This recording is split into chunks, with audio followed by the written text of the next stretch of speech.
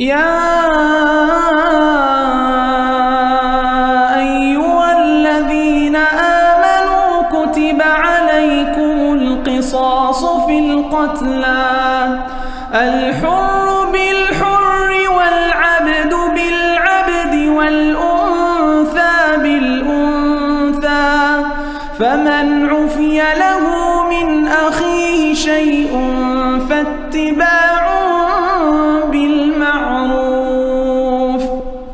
فاتباع بالمعروف وأداء إليه بإحسان ذلك تخفيف من ربكم ورحمة فمن اعتدى بعد ذلك فله عذاب أليم ولكم في القصاص حياة يا أولي الألباب لعلكم تتقون كتب عليكم إذا حضر أحدكم الموت إن ترك خيرا الوصية للوالدين والأقربين بالمعروف حقا على المتقين فمن بدله بعدما سمعه فإنما إثمه على الذين يبدلونه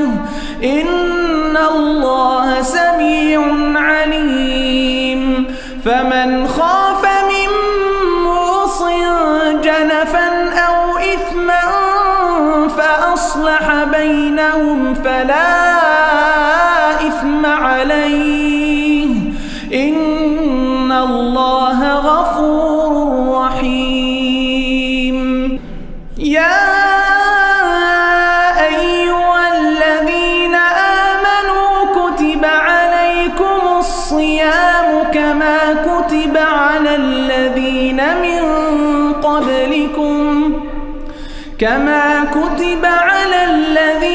من قبلكم لعلكم تتقون أياما معدودات فمن كان منكم مريضا أو على سفر فعدة من أيام أخر وعلى الذين يطيقونه فدية طعام مسكين فمن تطوع خيرا فهو خير له وأن تصوموا خير لكم إن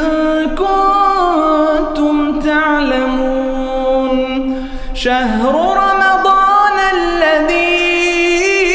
أنزل فيه القرآن هدى للناس وبينات من الهدى والفرقان فمن شهد منكم الشهر فليصمه ومن كان مريضا أو على سفر فعدة من أيام أخر يريد الله بكم اليسر ولا يريد بكم العسر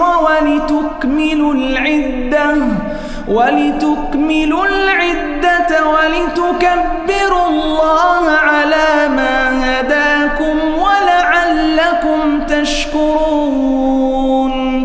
وإذا سألك عبادي عني فإني قريب